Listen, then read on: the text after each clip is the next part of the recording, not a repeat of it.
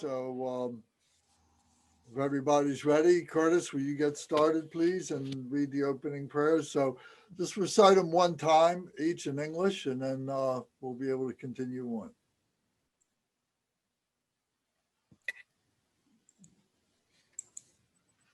Hold on. Okay. Altruistic motivation. All other sentient beings, especially those enemies who hate me, obstructors who harm me, and those who create obstacles on my path to liberation and omniscience, may they experience happiness, be separated from suffering, and swiftly I will establish them in the state of unsurpassed, perfect, complete, and precious Buddhahood. Would you say just once in English? Okay. Action Bodhicitta prayer. Thus, until I achieve enlightenment, I perform virtuous deeds with body, speech, and mind. Until death, I perform virtuous deeds with body, speech, and mind. From now until this time tomorrow, I perform virtuous deeds with body, speech, and mind. Long Refuge prayer. We take refuge in the kind root and lineage lamas. We take refuge in the deities of the mandalas of the yidams. We take refuge in all the exalted Buddhists. We take refuge in the perfect Dharma. We take refuge in the excellent order of the Sanghas. We take refuge in all the noble Dakas, Dakinis, and Dharma guardians, possessors of the eye of wisdom. Taking the Bodhisattva vow. Until I attain the heart of enlightenment, I take refuge in all the Buddhas. I take refuge in the Dharma and likewise in the assembly of the Bodhisattvas. As the previous Buddhas embraced the enlightened mind and progressed on the Bodhisattva's path, I too, for the benefit of all sentient beings, give birth to bodhicitta and apply myself to accomplish the stages of the path. Short refuge prayer. In the Buddha, the Dharma, and the Sangha most excellent, I take refuge until enlightenment is reached. By the merit of generosity and other good deeds, may I attain Buddhahood for the sake of all sentient beings. For immeasurables. May all mother sentient beings, balanced as the sky, have happiness in the causes of happiness. May they be liberated from suffering in the causes of suffering. May they never be separated from the happiness that is free from sorrow. May they rest in equanimity, free from attachment and aversion. See, so what do we do now? I'm sorry, I couldn't hear you. Do the 100-syllable mantra, please. Okay. Om Vajrasattva Samaya Manupalaya Vajrasattva Tenapa Tishadrita Me Bawa Sutokayo Me Bawa Supokayo Me Bawa Anuraktu Me Bawa Sarva Siddham Me Prayatsa Sarva Karma Sutsa Me Sitsantriya Kuruam Ahahaho Bhagavan Sarva Tathagata Vajramami Mutsa Vajrabhava Mahasamaya Sattva. In English, please. Okay. Om Vajrasattva Samaya. Help to protect my vow to purify myself. May you remain firm with me. Grant me the complete satisfaction. Grow with me, be loving towards me. Grant me the attainments to master the powers beyond body and nature. Show me all the deeds of body, speech, and mind. Make my mind heart good, virtuous, and auspicious. Revel in the bliss of the four joys. O Blessed One, who embodies the essence within me, do not abandon me.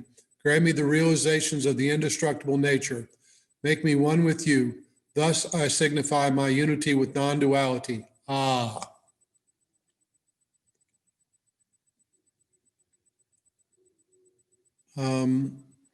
Very good, thank you. I'm just going to update the name here. I see that Kempo has been in here and changed the name.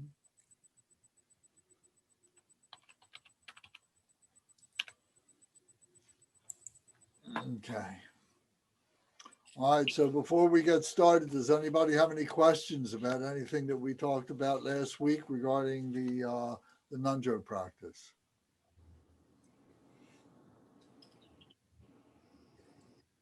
Okay. All right, then we start on page 1, and we'll read through in English, and we've done the opening prayers. but we'll read the introduction and then we'll continue on to page 11. So, for the benefit of all sentient beings, the most gracious Buddha Shakyamuni spoke the Dharma through the sutras and tantras. The 5 profound paths of Mahamudra and the 6 yogas of Naropa are the essence of the Buddha's teachings, which enable one to attain enlightenment even in one lifetime. However, to practice the path of Mahamudra and the 6 yogas of Naropa, one must be fully convinced of the 4 ways of turning the mind, or the 4 ordinary foundations. The 4 ways of turning the mind are the basis for the successful practice of any of the yanas. Then one practices the 4 extraordinary foundations, or the Vajranyana Ngondro, to purify the negative karma and obscurations of the mind, speech, and body, and to develop virtues. The great 12th century Tibetan saint, Lord Jigten Sumgun, the second Nagarjuna, said, "The Ngondro is even more important than the higher practices. One must truly understand and practice the simple yet profound foundational teachings before one begins the higher teachings." So now we go to page 11.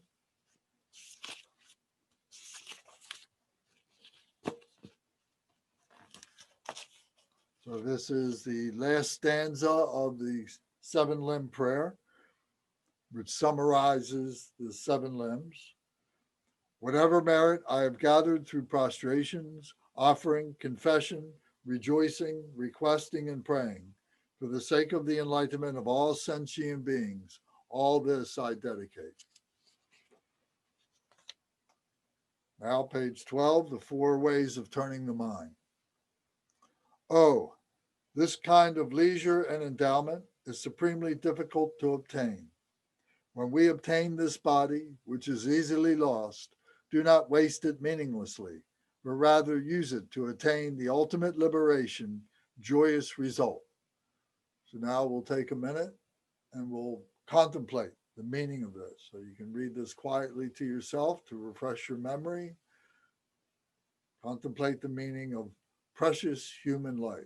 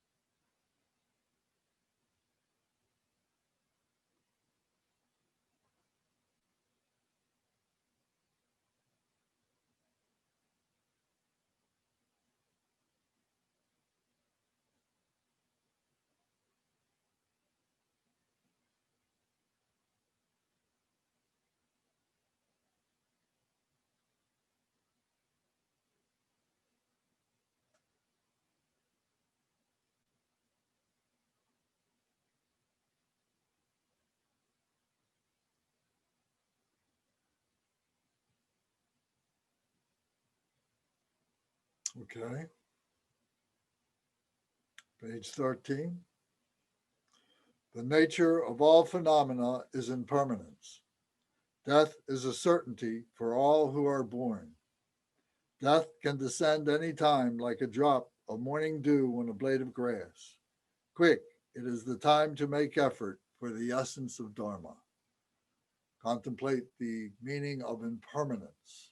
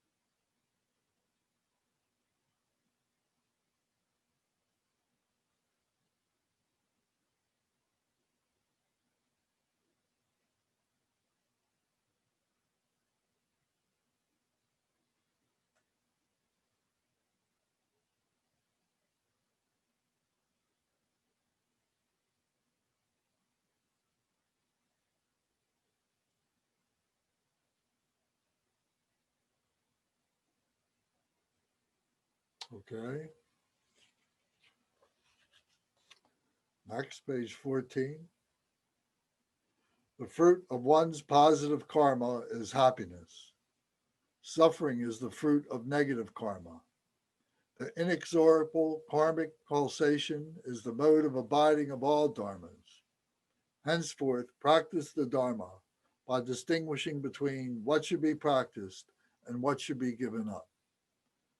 Contemplate the meaning of karma, cause and effect.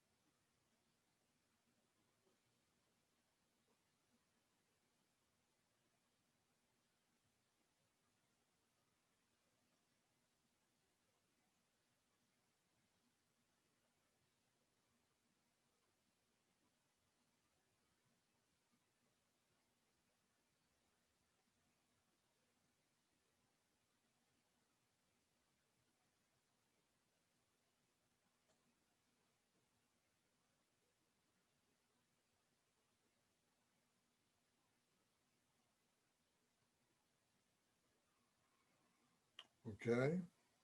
Next page is 15. In the three lower realms, and even in the three higher ones, there is not an instant of absolute happiness.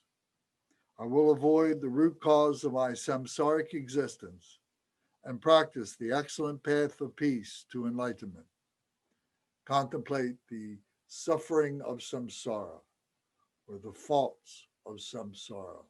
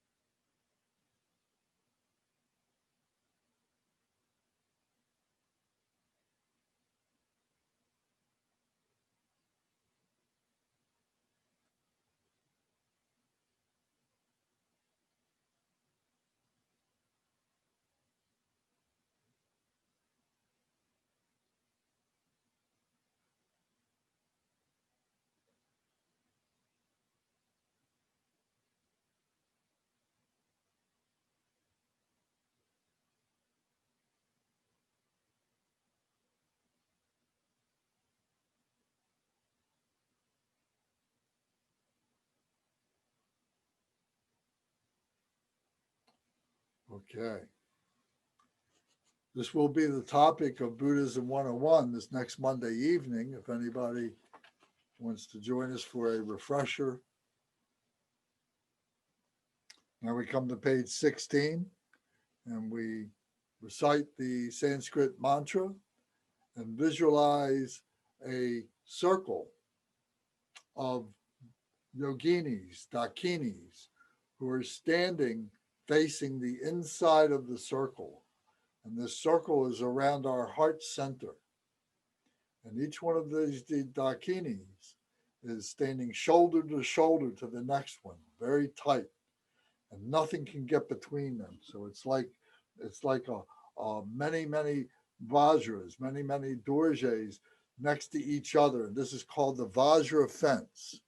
So what we are creating here, generating here, is the Vajra fence to protect the heart center, and that we are all beseeching, making offerings to the Buddhas and Bodhisattvas that are in the center of our heart, the heart center. So we're making offerings. So each of these dakinis, each of these yoginis has a name. And this name is represented by the Sanskrit syllables that we're going to recite. So we visualize this going around in this Vajra fence. So we recite this 3 times. Om, a, I, o, ri, li, o, ang, a, kaka, gaga, na, zaza, na, tata, da, na, tata, da, na, papa, baba, mai, yawalawa, sa, saha, kusa, soha. It's also helpful to put your hands out like this in front of you in an offering mudra like this to remind you that these dakinis are making offerings to the Buddhas and Bodhisattvas, to the enlightened ones, as we recite this. Om, a, I, o, ri, li, o, ang, a, kaka, gaga, na, zaza, na, tata, da, na, tata, da, na, papa, baba, ma, yawalawa, sa, saha, kriya, soha. Om, a, I, o, ri, li, o, ang, a, kaka, gaga, na, zaza, na, tata, da, na, tata, da, na, papa, baba, ma, yawalawa, sa, saha, kriya, soha. Now we recite the mantra of interdependent origination.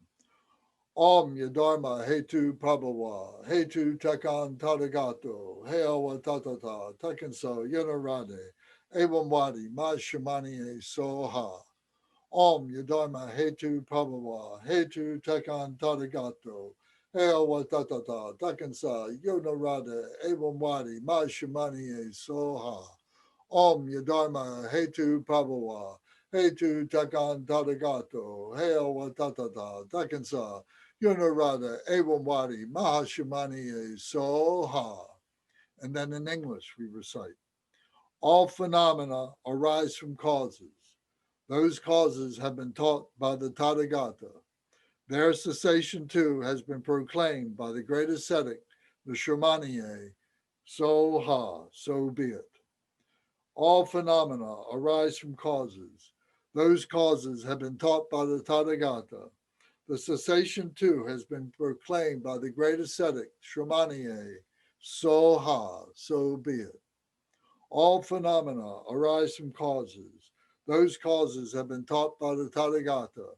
The cessation too has been proclaimed by the great ascetic, the Shamaniye. Soha, so be it. So now we come to the purification mantra, the 100-syllable purification mantra. So we'll read this 3 times in English, as it's identified here on page 19, and then we'll recite it 3 times in the Sanskrit. Om Vajrasattva Samaya, help to protect my vow to purify myself. May you remain firm with me. Grant me the complete satisfaction. Grow with me. Be loving towards me. Grant me the attainments to master the powers beyond body and nature. Show me all the deeds of body, speech, and mind. Make my mind heart good, virtuous, and auspicious. Revel in the bliss of the 4 joys, O Blessed One, who embodies the essence within me. Do not abandon me. Grant me the realization of the indestructible nature. Make myself one with you. Thus, I signify my unity with non-duality. Ah. Om Vajrasattva Samaya, help to protect my vow to purify myself. May you remain firm with me. Grant me the complete satisfaction. grow with me, be loving towards me. Grant me the attainments to master the powers beyond body and nature. Show me all the deeds of body, speech, and mind. Make my mind heart good, virtuous, and auspicious. Revel in the bliss of the four joys, O Blessed One, who embodies the essence within me. Do not abandon me. Grant me the realization of the indestructible nature. Make me one with you. Thus I signify my unity with non-duality. Ah. Om Vajrasattva Samaya. Help to protect my vow to purify myself. May you remain firm with me. Grant me the complete satisfaction. Grow with me. Be loving towards me. Grant me the attainments to master the powers beyond body and nature. Show me all the deeds of body, speech, and mind. Make my mind heart good, virtuous, and auspicious. Revel in the four joys, O Blessed One, who embodies the essence within me. Do not abandon me. Grant me the realization of the indestructible nature. Make me one with you. Thus I signify my unity with non-duality. Ah. Om Vajrasattva Samaya Manupalaya Vajrasattva Tenopa Jistadredo Me Bhava Suto Kayo Me Bhava Supo Kayo Me Bhava Anuraktu Me Bhava Sara Siddhi Me Prayatsa Sara Karma Sutsa Me Sitsan Triya Kuru Hong Ha ha ha ha ho Bhagavan Saratada Gata Bajra Mame Munsa Bajri Bhava Mahasamaya Satwaha Om Bajra Satwa Samaya Manupalaya Bajra Satwa Tanopa Drista Dredo Me Bhava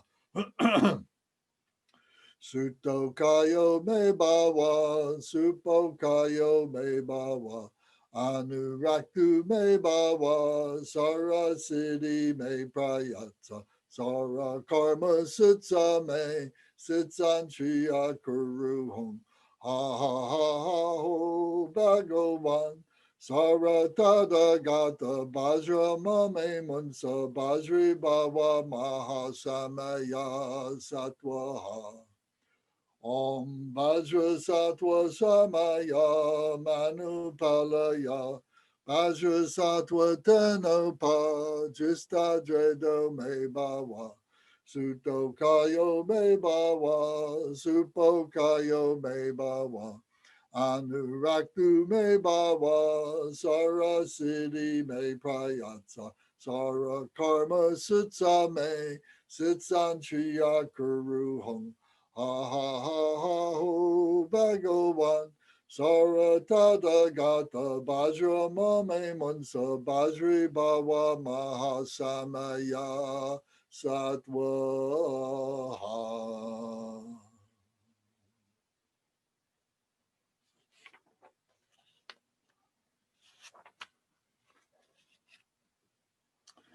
Now we come to the increasing mantras. So we recite in English. We'll recite in English 3 times, and then we'll recite in the Sanskrit 7 times. So page 21 has both the transliteration of the Sanskrit as well as the English translation. Arising from defiled mind, be reborn into great wisdom. Arising from a defiled mind, be reborn into great wisdom. Arising from a defiled mind, be reborn into great wisdom. Om Sambara Sambara Bhimanasara Mahazambo Hum. Om Sambara Sambara Bhimanasara Mahazambo Hum. Om Sambara Sambara Bhimanasara Mahazambo Hum. Om Sambara Sambara Bhimanasara Mahazambo Hum. Om Sambara Sambara Bhimanasara Mahazambo Hum. Om Sambara Sambara Bhimanasara Mahazambo Hum. Om Sambara Sambara Bhimanasara Mahazamba Hum. Arising from defiled lives, remember and purify the flower of wisdom. Om, arising from defiled lives,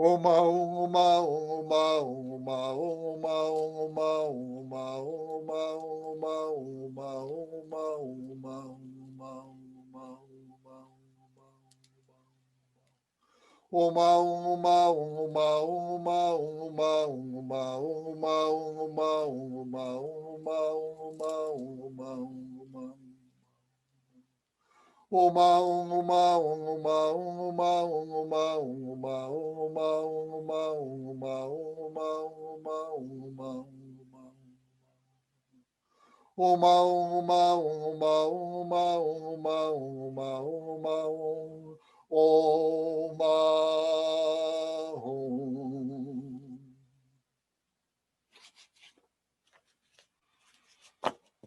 Okay, so that is the first part of the opening of the Ngondro practices. All the Ngondro practices are the same like that. So we recite this every day that we do the Ngondro practice. So next we come to page 22 and we see the great lineage masters. We see Lord Jigten Sumgun, we see Shakyamuni Buddha, and we see Vajradhara. And then we begin the practice of taking refuge, the first section of the Drikung Kagyu Ngondro. Does anybody have any questions about anything that we've done so far?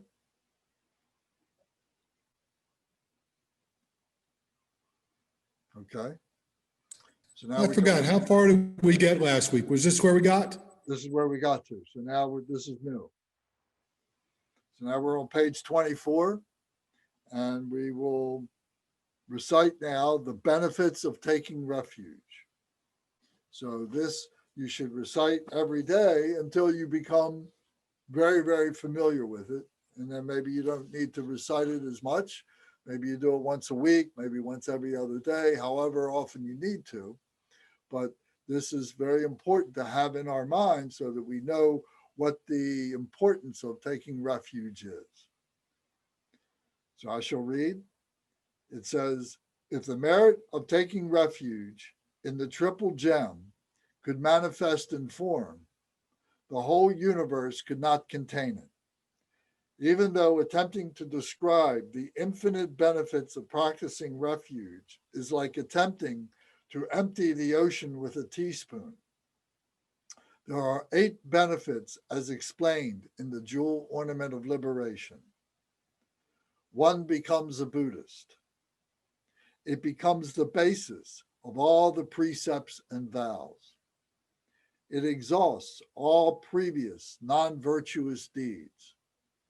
It protects one from obstacles created by humans and non-human. One accomplishes all one wishes. One gathers a great amount of merit. One will not fall into the lower realms. One attains Buddhahood swiftly. Refuge practice is the essence of all other practices. Therefore, one always should emphasize this practice. It has inconceivable beneficial effects. Through this practice, one can achieve the fearless state. So I'll just comment on each one of these just a little bit. 1 becomes a Buddhist. So to be a Buddhist means to be following the ways of Buddha Shakyamuni, to be following the method that he brought forward, known as the Dharma, which was his method for attaining enlightenment. And that included being able to recognize all the causes of suffering, his suffering, and to be able to find the antidotes and apply those antidotes to the suffering, and then to be able to rest in the peace of mind that comes as a result of that. So this is to become a Buddhist, to become one who follows the Buddha's path, to be awakened, the enlightened one. It becomes the basis of all the precepts and vows. So The precepts are the virtues that we practice, not to kill our mother or father, not to kill an arhat, not to damage a Buddha or a Buddha statue or the facilities of a Buddha, anything like that. Not to have to drink or to take intoxicants, to lose control of ourselves, and not to practice any kind of deviant sexual behavior that brings great suffering to those who might be weaker than we are. And the vows, the commitments that we take, the many, many different vows that we take to become a virtuous person, to become a wholesome person, to not commit these negative deeds, to take up the 10 non-virtues, or rather the 10 virtues, to eliminate the 10 non-virtues, and the 6 paramitas, the 6 perfections. So all the many different practices that we use to be able to purify ourselves. It exhausts all previous non-virtuous deeds.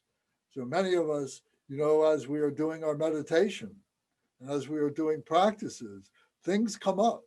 Things come up that we haven't thought about in many, many, many years, maybe since we were children, or maybe when we were teenagers or something. And these things come up and so on. And we have to look at those things. And we have to thank those things for coming up so that we can identify them, so that we can apply the proper antidotes to them, recognizing what the causes of those things were, be it of ignorance, be it of attachment, be it of anger, be it of jealousy, be it of greediness or pridefulness, or the combination of those things, to be able to recognize those things and then to be able to forgive ourselves. So it's very important to allow these things to get up and not suppress them. They've already been suppressed for many, many, many years and so on. So we need to bring them up, and through our practices of purification, through the 100-syllable purification, we're confessing that we have done many, many, many things, and that we are confessing them, and that we vow not to do these things any longer, anymore. So, it exhausts all the previous non-virtuous deeds that we have done. It protects one from obstacles created by humans and non-human. So the things that external from us, that other beings have put in our way, difficulties that other people have put in our way, that we are able to have protection from those things. And the protection is our resolve to continue doing the practices, to continue doing meditation, to continue receiving the teachings and so on. This is our protection, to bring the Dharma into our lives and to bring everything onto the Dharma path. This is how we protect ourselves from obstacles created by other human beings, those that are non-human, things that may be catastrophes, weather catastrophes, or natural catastrophes like hurricanes and earthquakes and so on like that. One accomplishes all one wishes, so that it gives us resolve now to be able to see our wishes through, to be able to make our aspirations, and to be able to set ourselves obtainable goals, and that we can, through the process of doing the practices and day by day, that we can accomplish those things. We shouldn't set our goals too far, too great, but do it slowly in the beginning, easy, obtainable goals. But then as we progress along the path, we get more and more proficient, and we're more strong, more courageous, and we're able to take on more accomplishments. One gathers a great deal of merit. As we do this, we are gaining what is like money in the bank, so to speak. It's skillful means, it's method, it's wisdom, it's knowledge, it's understanding, it's being able to to do these things and to be able to perfect them to whatever degree that we can, so that when certain circumstances come up, we either don't recognize those negative circumstances because we built up this Vajra fence, this Vajra fence that we talked about a little while ago, that Vajra fence, and we don't even recognize those non-virtuous opportunities, that we are immune to those now, or that we are able to, that our merit is something that helps us through them. When something does come up, an obstacle does come up, that the merit is there to help us through, that the knowledge, the skillful means, the method that we have developed, the wisdom that we have cultivated and so on, comes to our mindfulness and is able to help us work right through that. So this is like merit. It's like money in the bank. When we need it for a rainy day, we go to the bank and we take money out for a rainy day. When we're in trouble, we go to our merit that helps us get through our troubled times. One will not fall into the lower realms. So that as we do this, we talk about the three higher realms, the God realm, the demigod realm, or the jealous God realm, or the human realm. But then the three lower realms are the animal realm, the hungry ghost realm, and the hell realms. So as we are able to stabilize our practice in refuge, we are assuring ourselves that we are not going to fall backward into the lower realms, to go into the animal realms, to not go into the hungry ghost realms or the hell realms. Not just when we die, but in this life, that we are not going to fall backwards in this life because of our merit, because of our skillful means, because of the work that we have done, that we understand what it is to become a Buddhist and to remain in a virtuous, wholesome behavior, like in the Eightfold Path, using the Eightfold Path to be able to guide us. So we won't fall into the lower realms. And finally, one attains Buddhahood swiftly.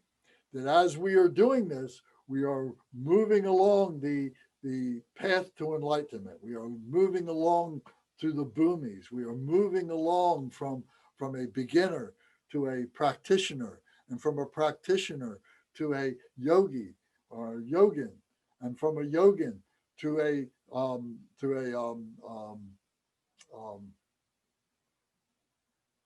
samadhi, and then from a samadhi on to to become a Buddha, to be able to become a Buddha. So if we did not have this process to be able to do this, it would take many, many, many more lifetimes than we've already spent to get to where we are now. But as we become more and more proficient, as we become more and more perfect on this, we are moving along very quickly along the path to become a Buddha. Okay. Any questions, comment about that? Okay. So now it says on page 25, it says, with one pointed mind, take refuge in the three jewels. So we're always talking about developing one pointed mindfulness. So now with all these prayers that we've done, everything around us should be very purified, very clear, and we should be not thinking about anything else but this practice. So the three jewels are the Buddha, the Dharma, and the Sangha. That we are Om, Ah, Hum, that we are engaging in that which makes us inseparable with the body, speech, and mind of the Buddha, all the enlightened ones.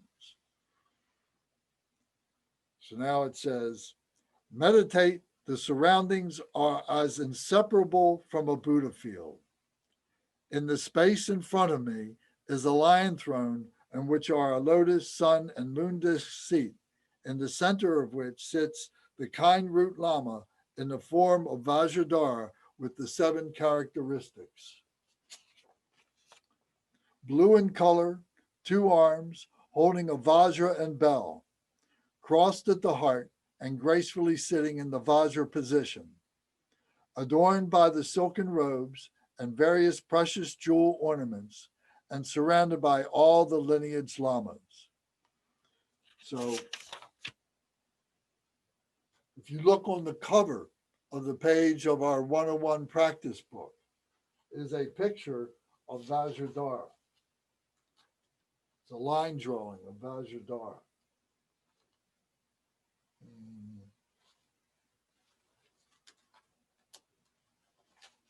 So we can see that in that picture, you can't see the color, but he has a blue body, and he has 1 face and 2 arms, and his 2 hands are at his heart, and his right hand, he's holding a Vajra. He's holding the Dorje in his right hand. As Tom is showing you a picture there. In his left hand, he's holding a bell, and they're crossed at the heart like this. The right hand is outside of the left hand. So the left hand is closest to the heart. The right hand is holding the left hand to the heart like this. The Vajra represents the indestructible, skillful means, the method, the masculine principle. The feminine principle is the bell, representing primordial wisdom. And the 2 go together. If we had wisdom, but no means, no skillful means to be able to actualize it, that wisdom wouldn't give us great benefit. If we had good skillful means to be able to do things, to be able to carry out method and so on, but no wisdom to guide us, that skillful means will take us down many, many blind paths. So the 2 are indispensable for bringing enlightenment to us, for bringing our awareness. So this is the essence of Vajradhara, of all the Buddhas. Vajradhara is the primordial Buddha, so pure that Vajradhara is unborn, the essence. And the essence abides in all the heart centers of all the Buddhas and all the Bodhisattvas, all the enlightened beings. In our center too, it's all blocked up. So what we're doing is we're trying to remove that. So when we talk about our Buddha nature, we're talking about Vajradhara. We're talking about Shakyamuni Buddha. We're talking about Milarepa.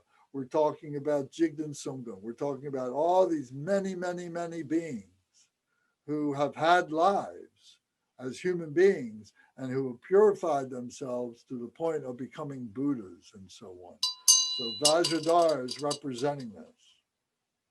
Vajradhara's blue body has many different representations, but the simplest one and the most profound is that it's like a sky-like nature, which is like a protection.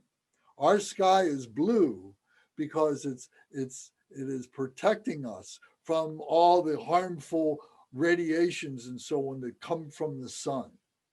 So this blue is like a protection. We regard it as a protection, and what it is protecting us is our sky-like nature that is so pure, unborn. The Dharmakaya is represented by this blue color. So Vajradhara has this blue body. Vajradhara is wearing robes and so on in Sambhogagaya form. He's in the kaya form of the Sambhogagaya, the enjoyment body, so that we can apprehend that we have this within ourselves. We give it this anthropomorphic representation, this illustration, so that we can bring this into ourselves, that we can recognize that this is something that we can do as a human being. In the pure essence, it is formless. There is no body. It is something that is unborn. So Samantabhadra, you've heard the name Samantabhadra, is that naked blue body of Vajradhara, who has no clothes, who is naked, who is that essence like that, who is representing the Dharmakaya. They both are interchangeable. They're both recognizing each other, but I'm pointing out to you the way in which they are different just for our being able to intellectualize in the Dharma what the meaning is and to be able to recognize it for ourselves. So Vajradhara is in the center of the tree. So we're going to get to that in a minute. Let me see. So he's sitting on a lotus, a sun, and a moon disk.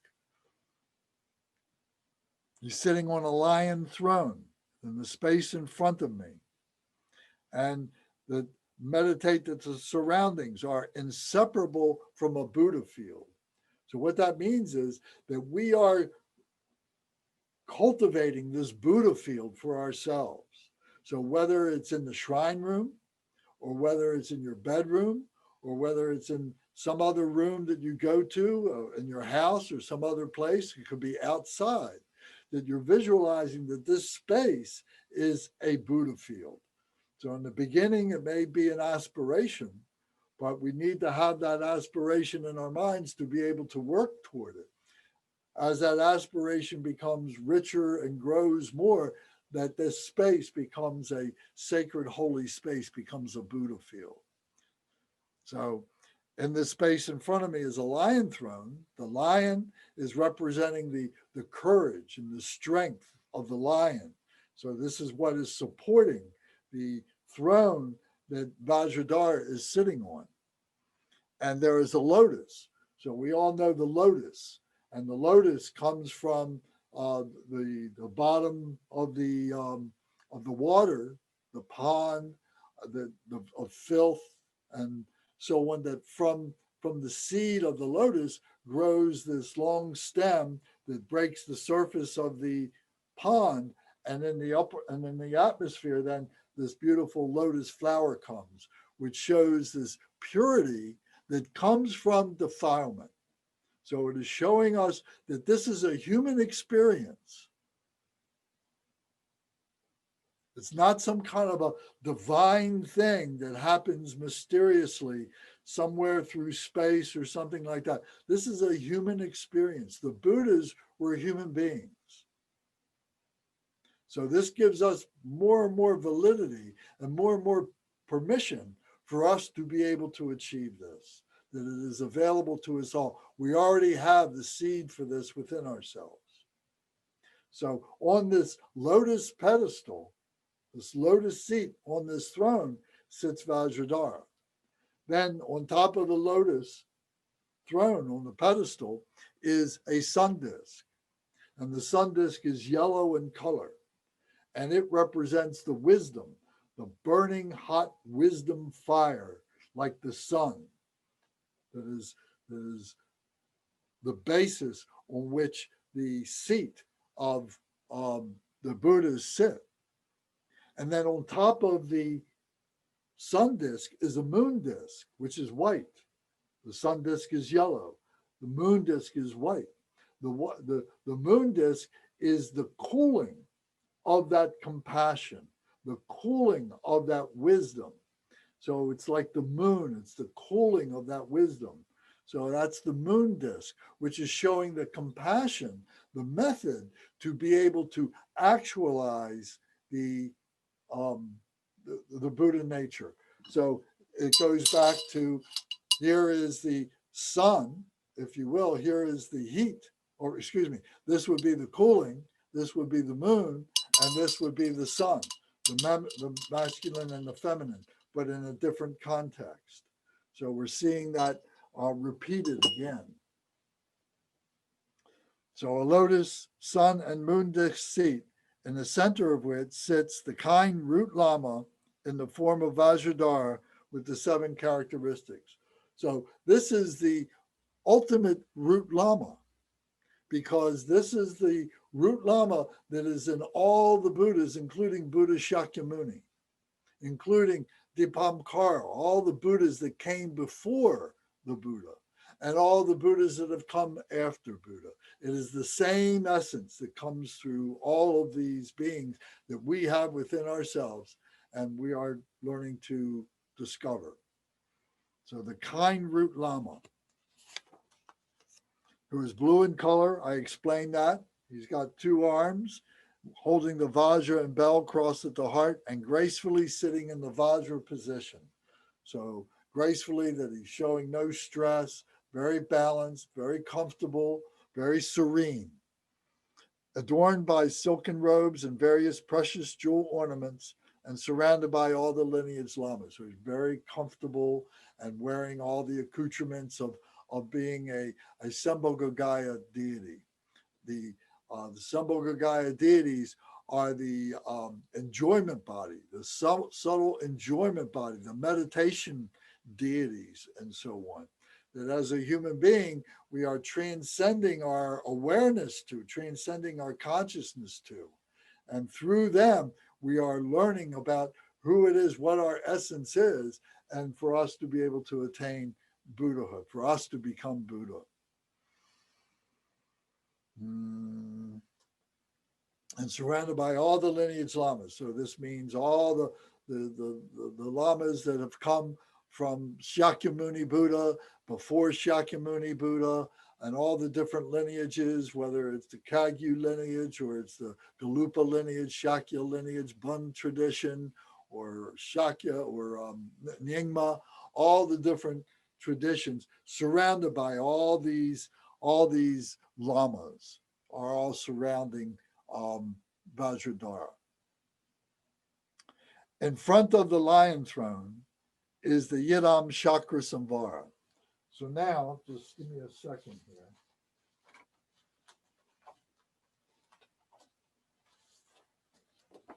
Now, most of you already have this at home that I have sent to you one time or another, or you've been to the center and I've been able to give it to you, and I put it in the mail for Bhavani and Shankara, but they didn't receive it today, unfortunately. I put it in earlier in the week. But this is a illustration. This is called the wish-fulfilling tree.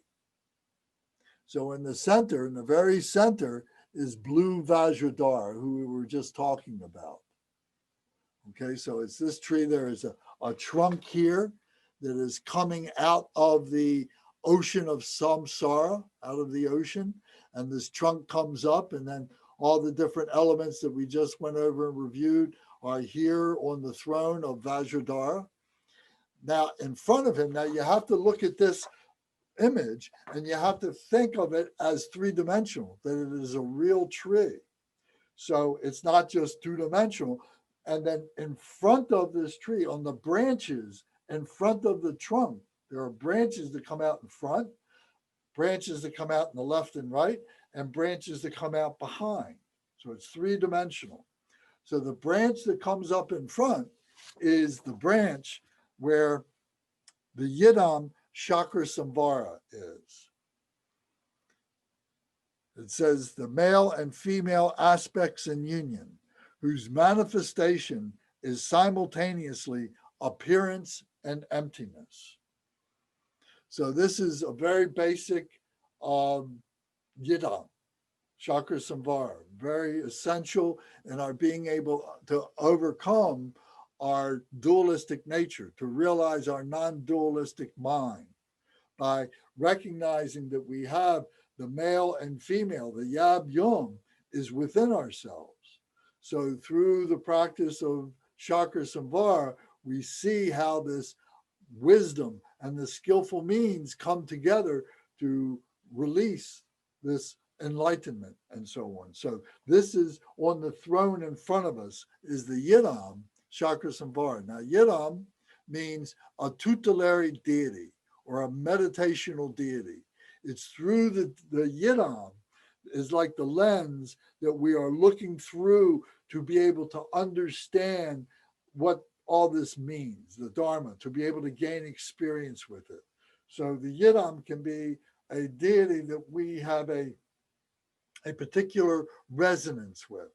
So we go through many different deities, we expose ourselves to many different deities, and then we find, it's green Tara that I really register with, or it's Vajrasattva that I really, or Shen Rezeg, or whatever deity it is.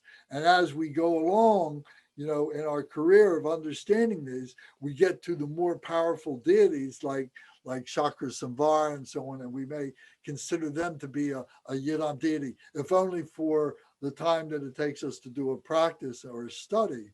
But we begin to understand all these Yidam deities.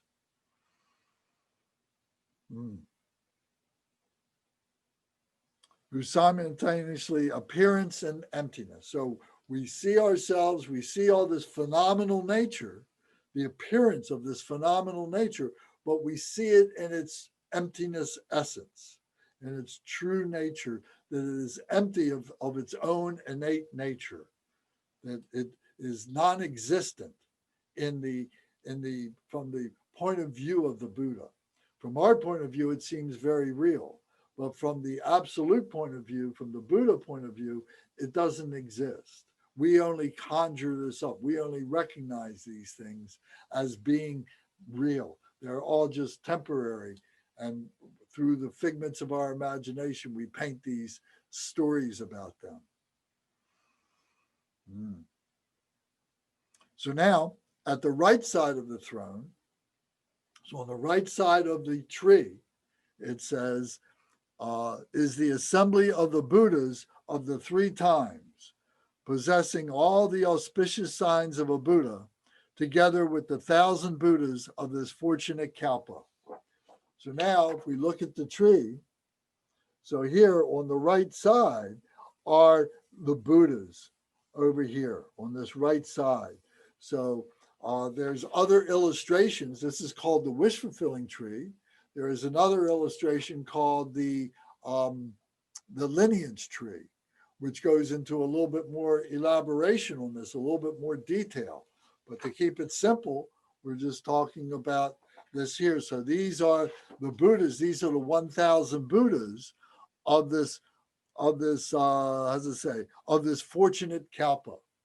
So if you ever manage to come to Dharma Surya in particular, so Curtis is there right now, and Curtis, if behind Curtis, up above his right side there, you can see there's 1,000 statues that are in the shrine room at Dharma Surya, and they represent the 1,000 Buddhas of this kalpa. So this kalpa is a great expanse of time. So it's defined many different ways. I never get hung up on numbers. And the 1,000, it doesn't have to be exactly 1,000. It could be multiples of 1,000. It could be 10,000, be 100,000. It could be a million, whatever. But it's the point that there are many, many, many, many Buddhas who have come before, are here now, and will come in the future. So those Buddhas that are in Dharma Surya represent that, to bring that to our mind. And here it's being represented in this illustration here with these Buddhas that are to the right of the center of Vajradhara. I'm showing the 1,000 Buddhas. Yes.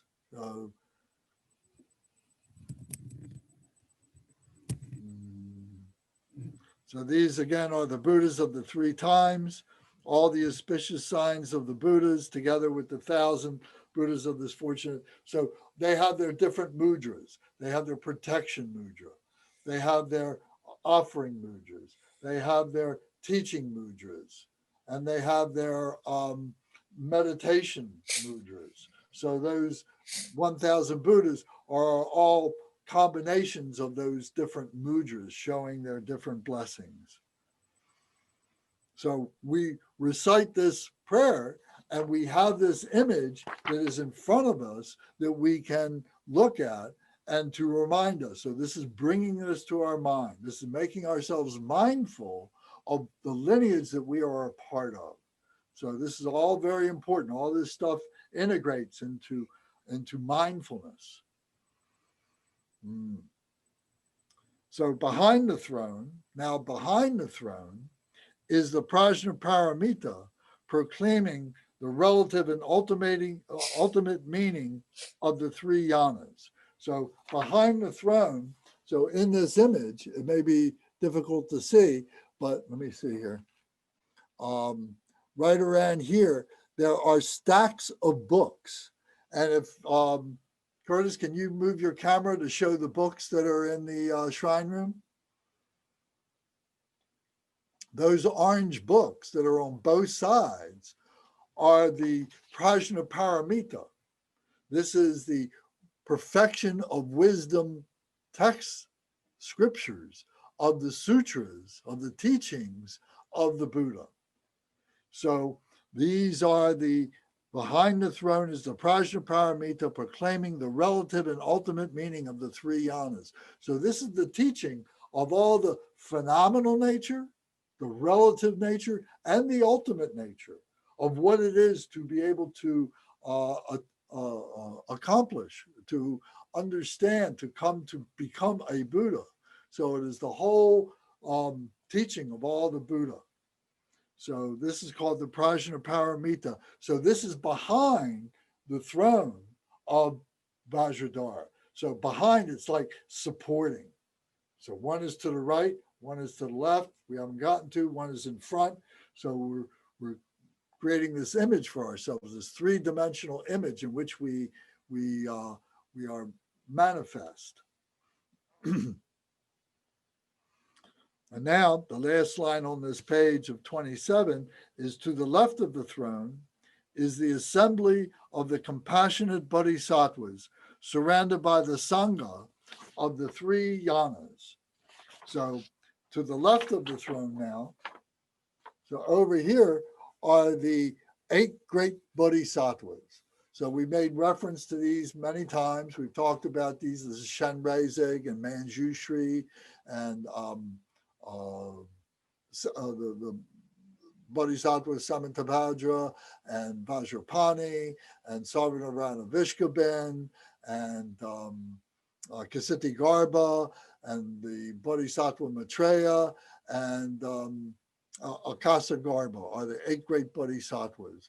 And there are many other bodhisattvas that are associated, that are in that class of these are the Sambhogagaya deities.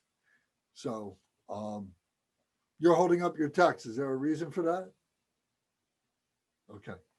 All right. So this is the assembly of the compassionate bodhisattvas surrounded by the Sangha of the three yanas. So the Sangha of the three yanas are the Dharma, the yanas are the Hinayana, the Mahayana, and the Vajrayana. So the 3 levels of the Buddha teachings. So the 8 great bodhisattvas, it says, and surrounded by the Sangha, the compassionate bodhisattvas surrounded, because these bodhisattvas have delayed their becoming Buddhas so that they can remain in phenomenal nature in order to bring awareness to human beings, other beings, and so on. So they choose to stay as bodhisattvas, not becoming Buddhas, for the sake of the enlightenment of others.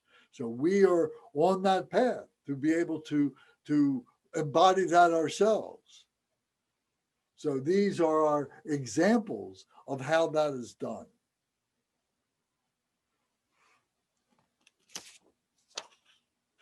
Okay.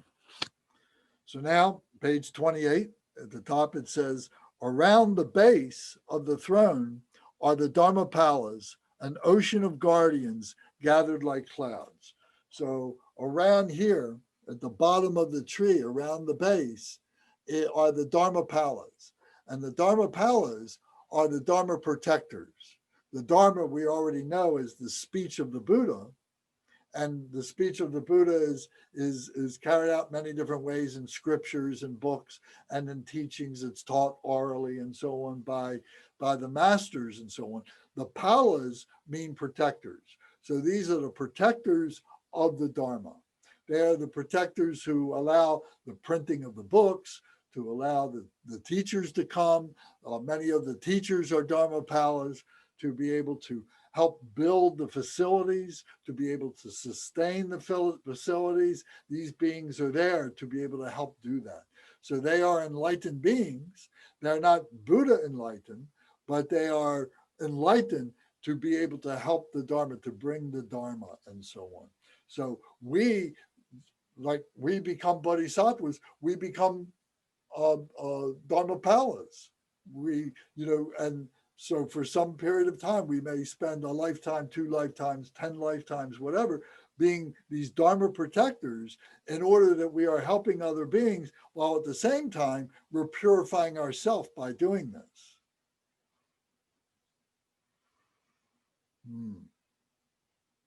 So this is the visualization of the Buddha field.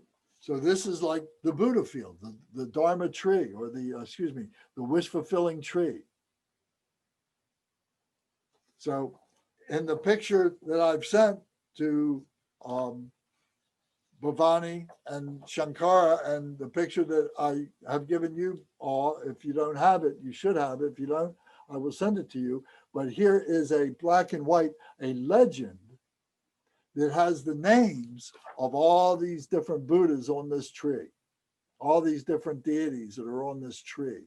So you can get to know them. You can spend time examining these and getting familiar with this. This is what this practice is about.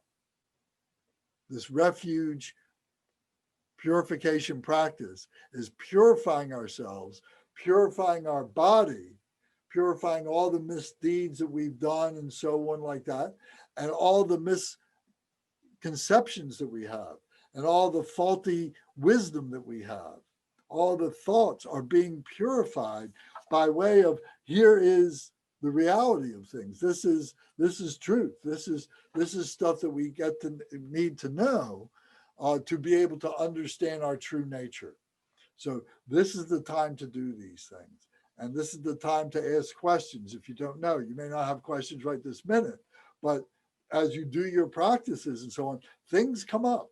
And this is time to do research, to open up books, to go back to practices, find your notes, talk to your Dharma brothers and sisters, talk to the lamas, whatever it takes to get these things understood.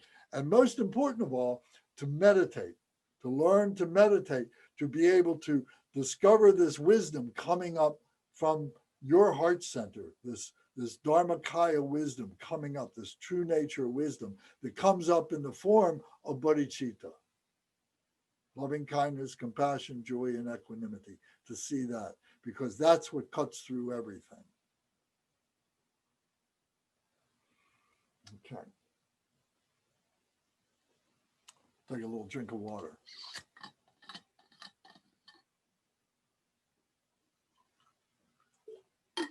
Is this making some sense?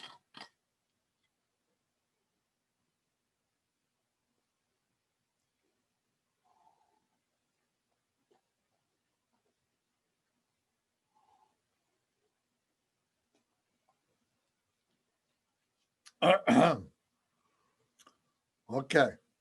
So now the middle of page 28, now we start the practice.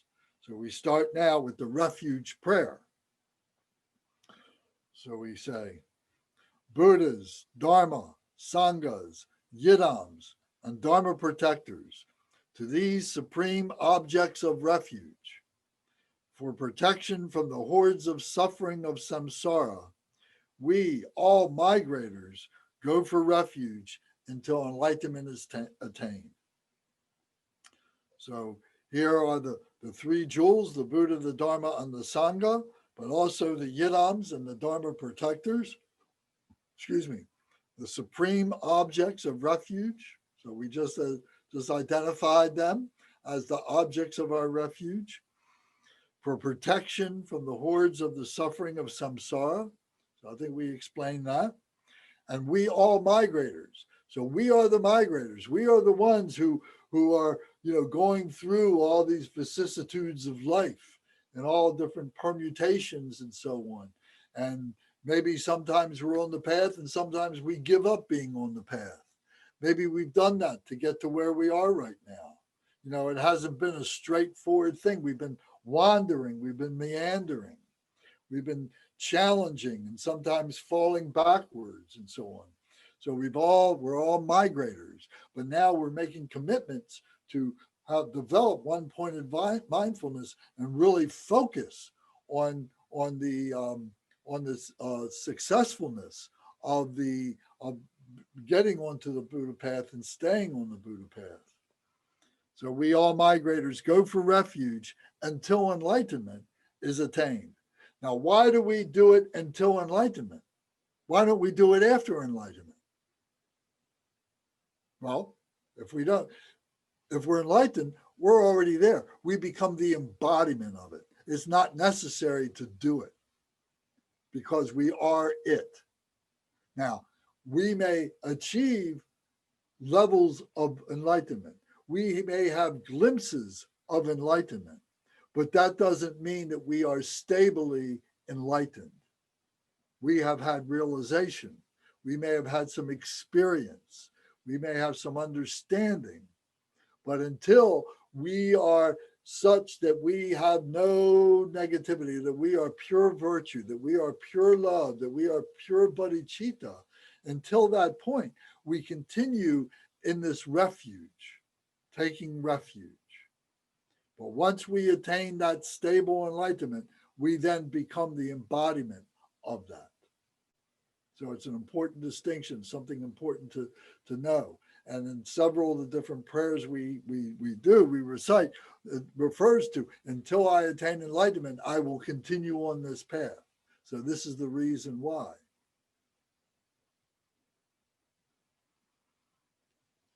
So we recite this 3 times. Buddhas, Dharma, Sanghas, Yidams, and Dharma protectors, to these supreme objects of refuge, for protection from the hordes of suffering of samsara, we, all migrators, go for refuge until enlightenment is attained. Buddhas, Dharma, Sanghas, Yidams, and Dharma protectors, to these supreme objects of refuge, for protection from the hordes of suffering of samsara, we, all migrators, go for refuge until enlightenment is attained. And then we would recite in Tibet. Sangye choso yidam chokyong che, gyab tsog nam la dak sok jowa kun, si pe chik sok nam ga le kyob chiu, Jiangshu mato bardu kyabsu chi.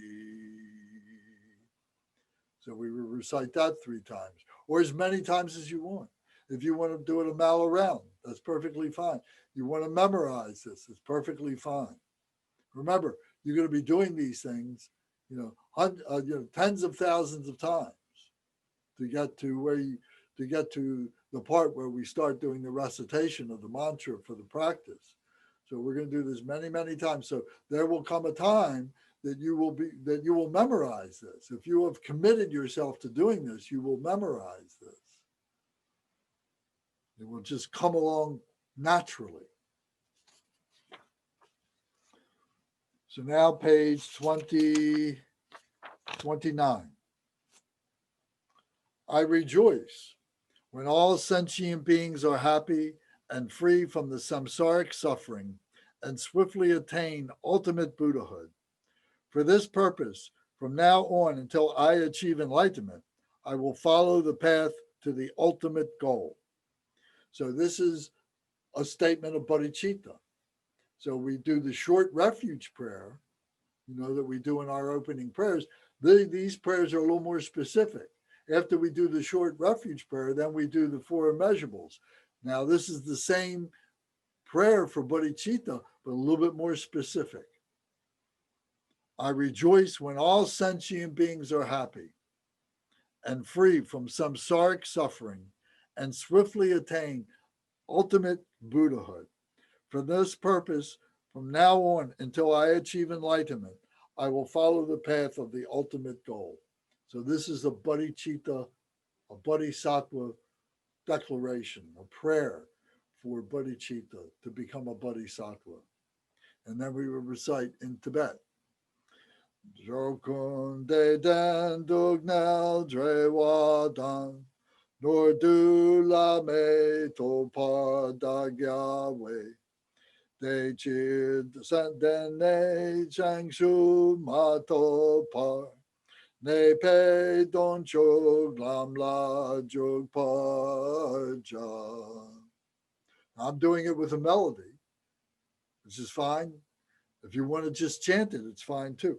Drog kon de den dog now jawa dan, nor du la me to par da gawe. They shir den ne changshu ma to bar. Ne pe dong chog lam la jog par ja. So a melody helps you to memorize it faster.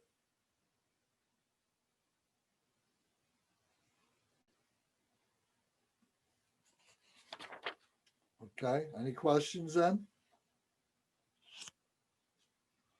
So now we've established the Buddha field, the lineage. We focused on the lineage. We understand Vajradhara, and we understand the deities on the wish-fulfilling tree. And now we have declared refuge, and we've declared bodhicitta. And now it's time to do the refuge. So here, page 30 is the refuge prayer. So it says, we take refuge in the kind root Lama and lineage Lamas. We take refuge in the deities and the mandalas of the Yidams. We take refuge in all the exalted Buddhas. We take refuge in the perfect Dharma. We take refuge in the excellent order of the Sanghas. We take refuge in all the noble Dakas, Dakinis, and Dharma guardians, possessors of the eye of wisdom. So we break this down a little bit. We say we take refuge in the kind root Lama. The kind root Lama, if you remember, is Vajradhara. And Vajradhara is in the heart center of all the Buddhas and Bodhisattvas, all the enlightened beings. So we take refuge in the kind root Lama, whose compassion is bringing this forward to us. And all the lineage Lamas, because this is being actualized through those lineage Lamas. So they have this essence themselves, and maybe they have been able to open up their hearts to maybe a greater degree than we have at this point. And it's through their compassion to be able to bring this to us, to bring the teachings, to bring the empowerments, to bring the practices that we do, the Ngondro practice itself, and all these different things through these lineage Lamas. It's through them that all this stuff becomes alive. Otherwise, it's stuff that we're reading about or hearing about, but it's through the lineage Lamas that we're actually seeing it take place. So in many ways, the lineage Lamas are more dear to us than even the Buddha, Shakyamuni Buddha. Shakyamuni Buddha sometimes can be a very abstract thing that it's hard for us to identify. But if we have a lineage Lama who is the embodiment of that, who we really resonate with and we see as the embodiment of that root Lama, then we're making a connection with that. So that's why they are more precious to us than even Shakyamuni Buddha. We take refuge in the deities of the mandalas of the Yidams. So the Yidams are all these different practices we do, all these different deity yoga practices that we do, Shenrezig and Manjushri and Medicine Buddha and Vajrasattva and Chakrasamvara, all these many, many, many, many different deities that we do is the deity yoga practices. So they each have their mandalas. And in these practices, we're learning what their mandala is made of, who they are, what deities are on those mandalas, what yoginis are on those mandalas, what dakinis are on those mandalas, what bodhisattvas are on those mandalas and so on. And learning about that. And we're learning about all the different minutiae of their enlightened activities, because the essence is all the same. All of them are bodhicitta, the embodiment of bodhicitta. The difference between them is the way in which they actualize that bodhicitta. So their mandalas are different because of the different associated deities that are part of that actualization of the enlightened activity that they're doing. So by doing these, by learning these, we're recognizing this within ourselves, and this is helping us to perfect our ability to be able to be more perfect Buddhists. So we take refuge in the deities of the mandalas of the yidams. So the yidams, again, are these meditational deities, these tutelary deities. This is where the practices are. We take refuge in the exalted Buddhas. So now they're nameless. They don't need to have names. You know, when we have our meditations, we do our practices, and we have the dissolution that we do. We have the completion stage and the dissolution. Then we become part of that awareness. We become part of that Buddha field. And all that is there is just space. It's just energy. There's no names. There's no objects. We just become part of all that Buddha nature. So we take refuge in the exalted Buddhas. We take refuge in the perfect Dharma, which is the teaching of the Buddha Shakyamuni. This was his gift. This was his gift to be able to give us the cessation of the attachments, of the emotions, of the wisdom attachments that we have to being a human being and so on, to allow us to cut through to be able to become Buddha.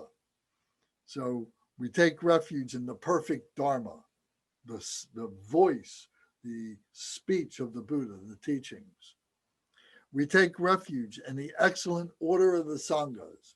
That on the mandala, we recognize this order of the Sangha. It's another way of illustrating the Sangha, of visualizing the Sangha. It starts at the very base, at the beginning of the yoginis and the lesser deities, but then as you go up through it, it becomes stronger and more pure till you get to the top, the Bumpa, which would be the deity itself. So we're recognizing that as the order of the Sanghas. We take refuge in the noble Dakas, Dakinis, Dharma guardians, possessors of the eye of wisdom. So these are those other enlightened deities. The Dakas is another name for male Dakinis. The female Dakinis have different levels of enlightenment. They can be what's called skyfarers. And it's like they're zooming around space, zooming around us, coming in and out of us. They have no impediments. Nothing stands in their way. They can go through walls. They can go through space at the click of a finger. They come into us and so on with their love and their compassion, and they inspire us and so on. And then we can become like Dakinis. We can become Dakas, the male Dakinis, the skyfarers and so on. And the Dharma guardians, those who are facilitating the Dharma teachings, making the books, creating the facilities, removing the obstacles, so on like that. All have the eye of wisdom. All have the eye of wisdom. So in many of the illustrations, you'll see them and they have the third eye, you know, the eye at the forehead, representing this eye of wisdom. You know, so many sometimes, like White Tara has 7 eyes, you know, but you'll see that the wrathful deities, the Dharmapalas have that third eye. So they have their 2 visual eyes, but they have that eye too. So this is the mantra that we recite while we're doing the prostrations. So this mantra may be familiar to us because we recite this every time we do our opening prayers, because this is the long refuge mantra that we do in our opening prayers. At the bottom here, it says, note, recite the refuge prayer as many times as possible. Meditate that the refuge visualization dissolves into oneself and oneself dissolves into emptiness. Rest in the natural state. So what this means is that we would do our prostrations at this point, counting our prostrations and reciting this mantra. So we take refuge in the kind root and lineage lamas. We take refuge in the deities of the mandalas of the yidams. We take refuge in all the exalted Buddhas. We take refuge in the perfect Dharma. We take refuge in the excellent order of the Sanghas. We take refuge in all the noble Dakas, Dakinis, and Dharma guardians, possessors of the eye of wisdom. Drinsen Sawa Dan Gurpar, JP Pao Dan Lama, Dampa Nam Lai Kapsu Chio, Yidam Kyo Gorgi La Sok Nam Lai Kapsu Chio, Sange Chom Dende Nam Lai Kapsu Chio, Dan Pedro Nam Lai Kapsu Chio, Pepege Du Nam Lai Kapsu Chio, Pa Woka Jo Choko Me Shong Yeshegi, Cheng Deng Dampa Nam Lai Kapsu Chio. So we continue to do this over and over and over again. And we would use our beads to count our prostrations. So each prostration, and last week I demonstrated, maybe very poorly, and I sent you video so you can see the proper way in which many people do prostrations, and you saw that there were some variations on that. You can do what's comfortable for you, and as you begin, you're going to do it one way, but then as you progress along and you get more proficient, you may change a little bit, and that's quite okay. And when we're all together to do it together, you may see that there's a better way to do it because this is the way the Lama does it and so on like that. So don't be so rigid to think that there's only one way to do it and that's the way I got to do it. Start doing it. You got a lot of stuff to do here.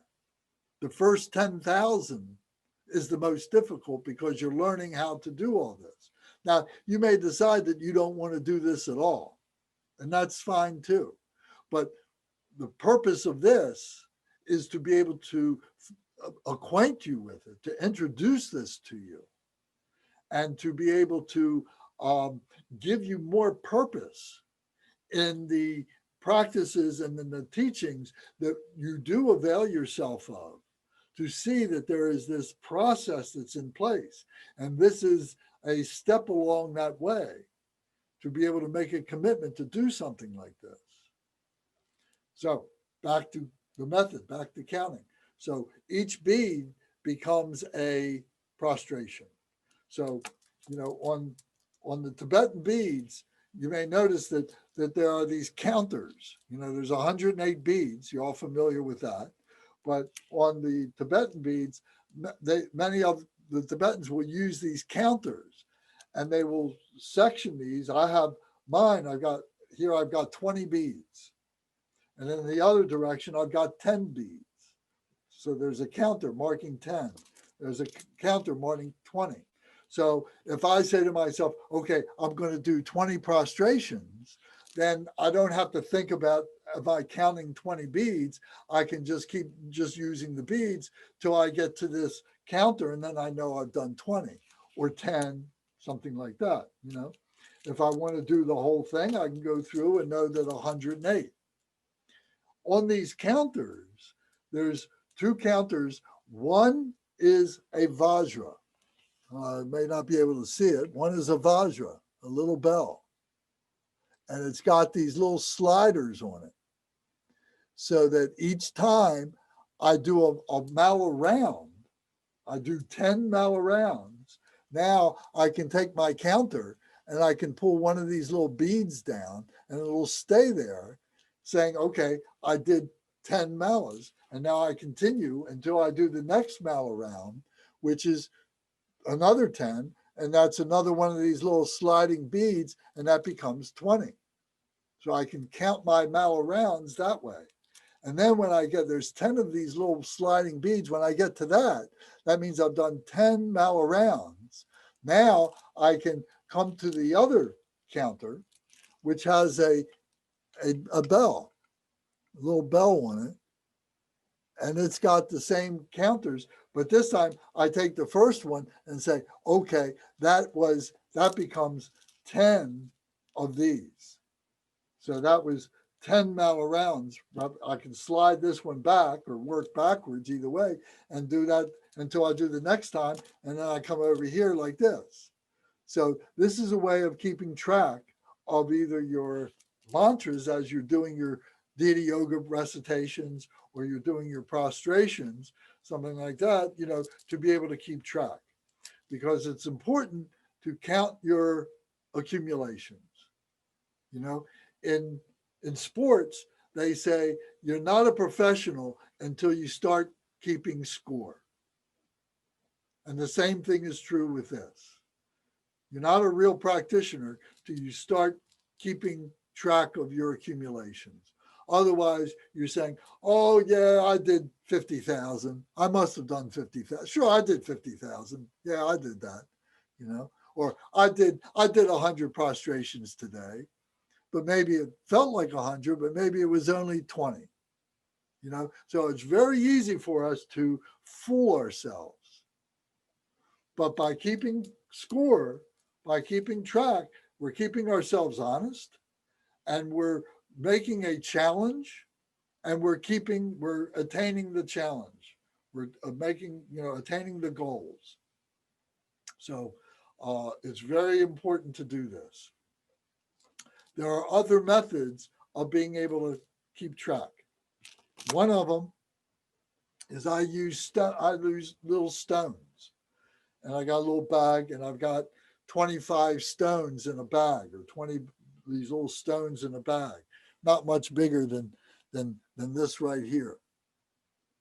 And each time I do the full prostration, I go down, those stones as in a pile by my right hand. And I can take one of those stones and very easily just move it over to another pile on the other side of my body. And I go back up, stand up, go back down, and do another stone and so on. So it's very easy for me to be able to keep track by those stones. Doing the beads does become a little bit problematic while you're doing prostrations. It's a lot to concentrate on to get your rhythm together to do all this thing. So by using stones is a very good method. Some people will make hash marks. They'll have a piece of paper and a pen or a pencil nearby, and as they go down and do their prostration, they'll make a hash mark. And then you can count by fives and so on. You can do that or something. So there's many different ways that you can devise yourself, and you can use time. We can talk about that another time, how to use time to be able to count your prostrations. The goal is 100,000 prostrations before we move on to the next practice. So to do 100,000 in the Drikung Kagyu lineage, we do 111,111, 111, 111, to assure that we are doing 100,000 perfectly. So we're giving ourselves 11,000 to get our rhythm, to learn how to do it, and to make mistakes, and so on like that. So, like I said, the first 10,000 are the most difficult. Talking with many people, most people will say that, But once you get to that 10,000, you have a real sense of accomplishment. When you get to 1,000, you get a sense of accomplishment. When you get to 5,000, you have a sense of accomplishment. But when you get to 10,000, that's really an accomplishment. And then you say, oh, the next 10,000 is not going to be so hard, because by this time now, you've got your rhythm together, you've got memorization of the mantra, and it flows very naturally. It becomes very easy, much easier to do, I say. And maybe you've gone from doing 50 a day or a session to maybe 100 a day, or maybe you've gotten to a point of doing 200 a day. So there's many gradations in which you can achieve with this. I've heard of people doing 1,000 a day, and being 70 years old and doing 1,000 a day. And I have no doubt that it's true. For me, I was able to build up to do 400 a day consistently, if I did 500, I knocked myself out. If I did 600 a few times, I knocked myself out for several days and I couldn't do them again. So it became counterproductive balance of doing 400. So it took me a while to get there. So I just let you know, I'm giving you permission to develop this on your own. You may find 500 is no problem for yourself, or 600 is no problem for yourself, whatever you can do. So are there any questions about doing these prostrations? Everybody's good with that?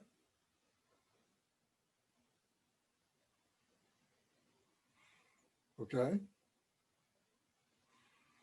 All right. So there's no point in demonstrating it right now. We've demonstrated how to do them. We're giving the meaning behind this. And then now let's carry on. What happens after we do this? Just a moment. Let me collect myself here.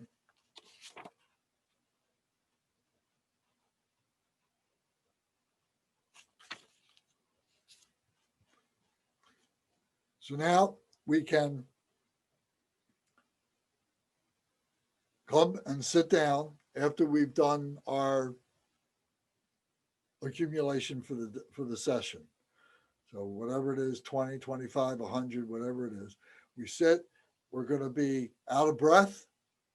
We're going to be a little bit tired.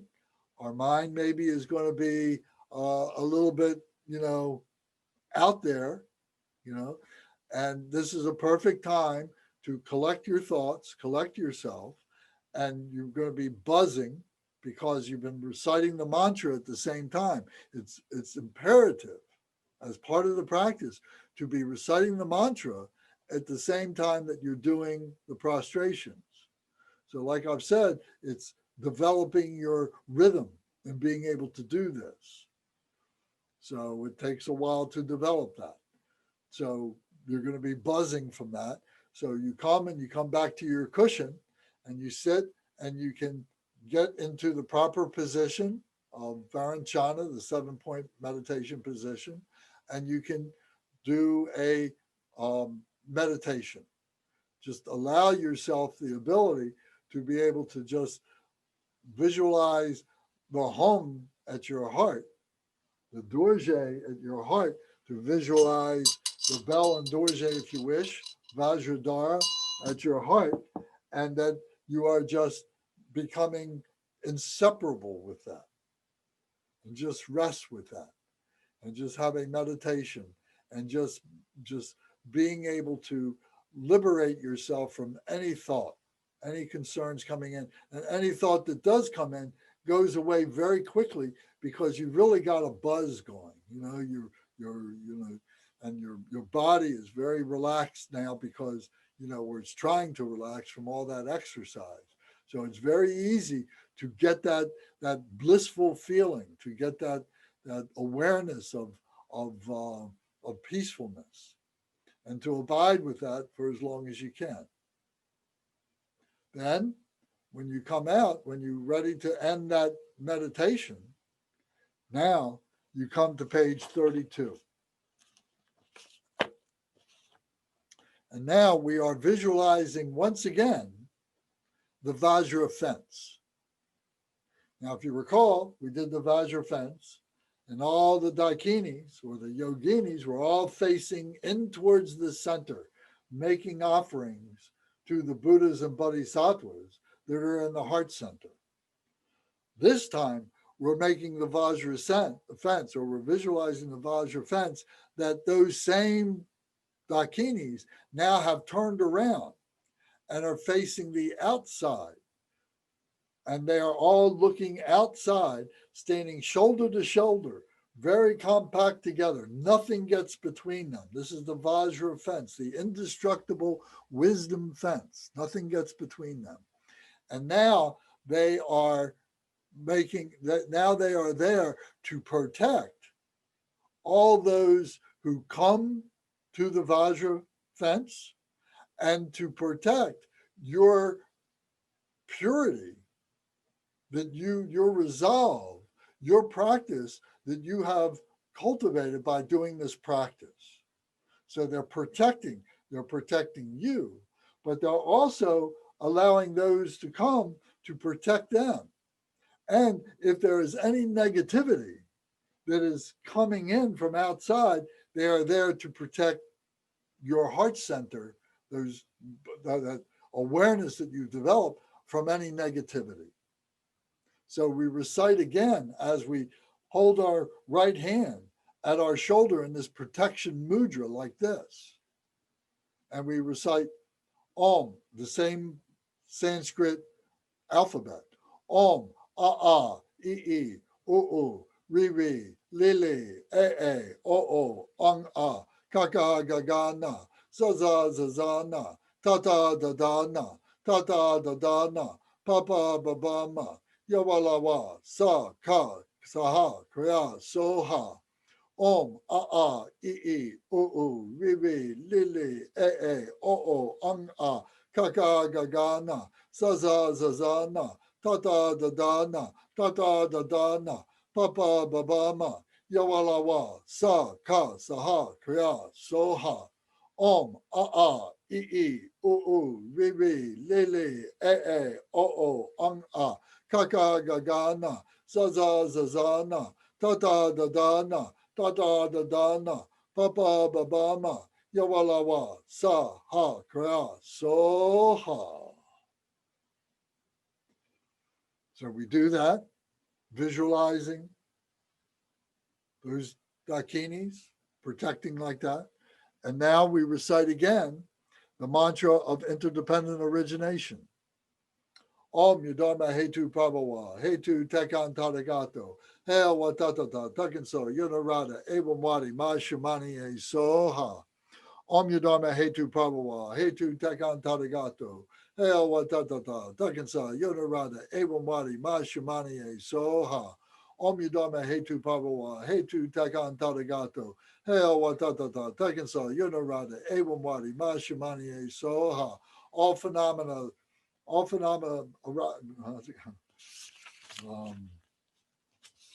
me.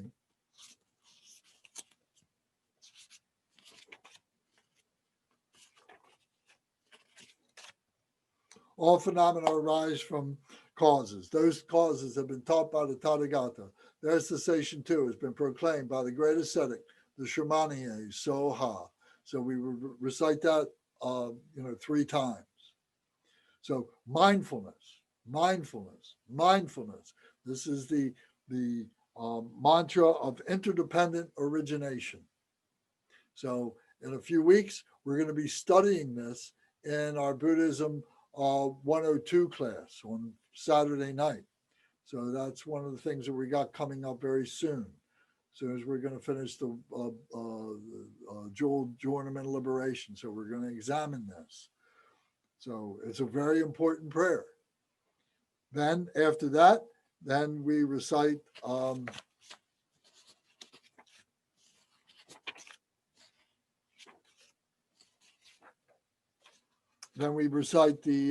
100-syllable mantra, and this is to purify any mistakes that we made, any shortcuts that we took, any mispronunciations we made, any additions that we made, or any subtractions that we made in any of the practice that we've done so far. This is the purification mantra. So we are purifying now the practice, whatever mistakes we made in the practice. So we recite that 3 times.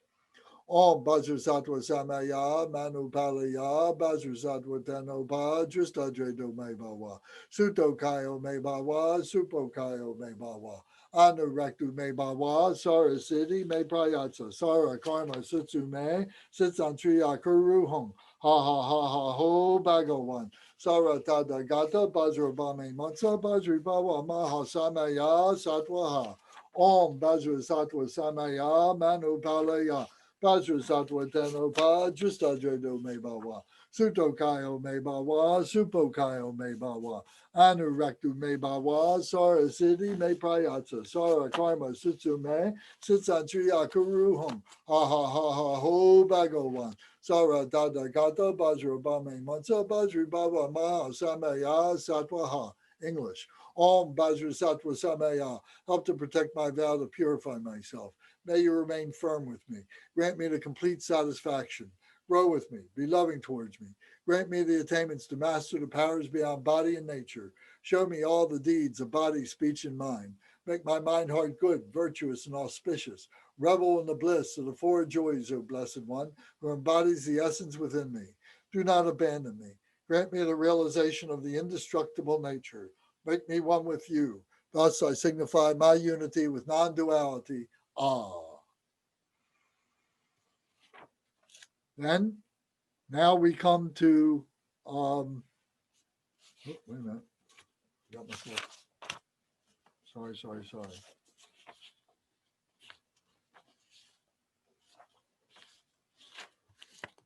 Got my pages mixed up. That was 33. So now we're on page 34. So now we say at the completion, wait a minute, something's missing. There it is.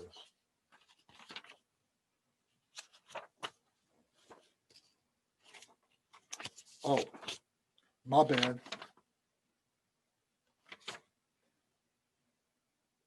You did that, 32 and 33. That's correct.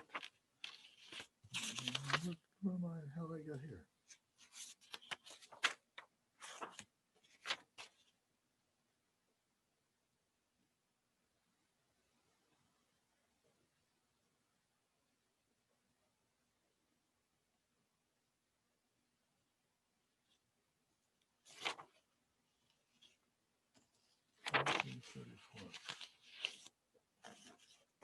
Okay, page 34 now we're on.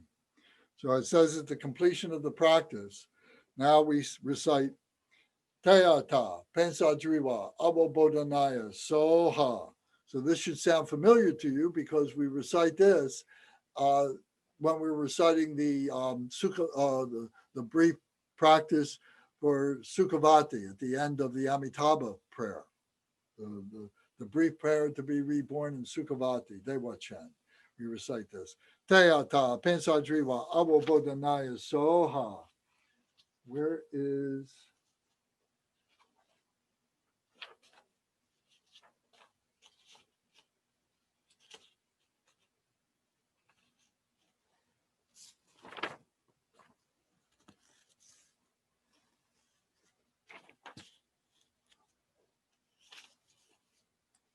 I'm sorry, I got myself mixed up here.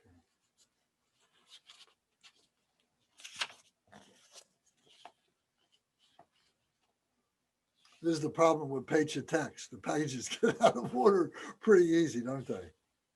There we go. Now I got it. 32.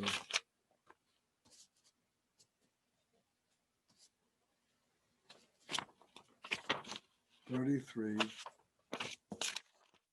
$32, $33, $34, and $35.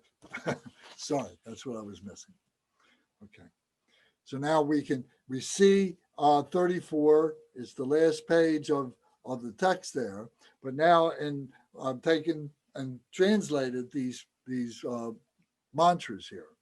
So this is mantras for multiplying the practice. So before we were doing increasing the practice for the beginning of the practice, to increase our intensity, to increase our devotion to the practice.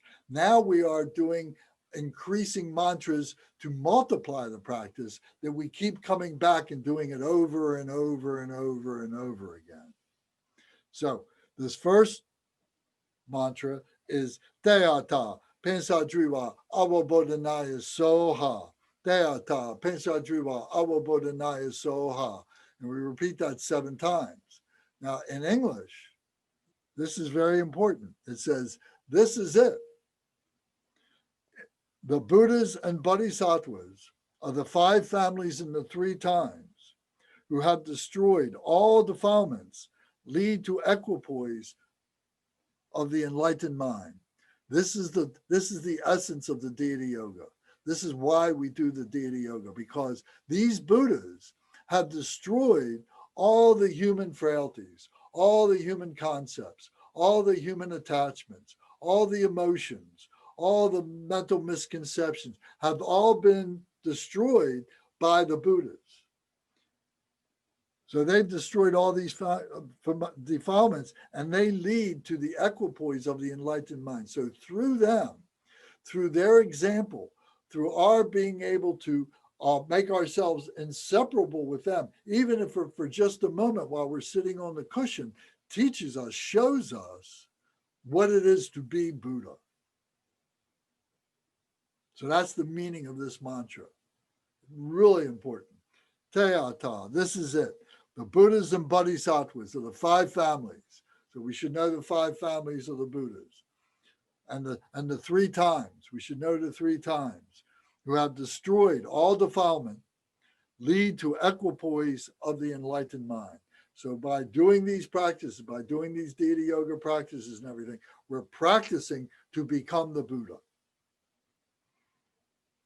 So we recite that 7 times.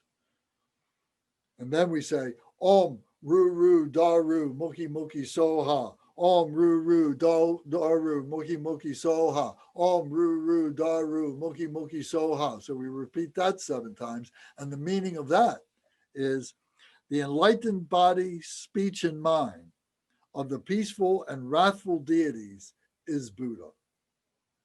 So in other words, if there's a question in your mind that there's a difference between the Buddhas, it's blown away by this.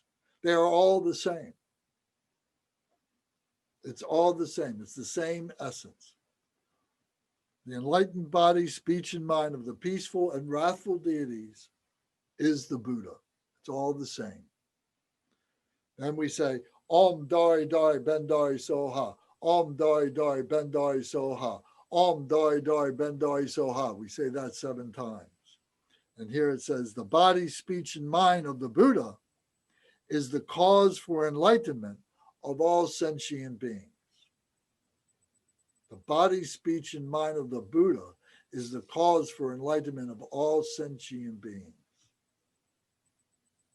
The primal cause is the enlightenment of all sentient beings, the primal cause.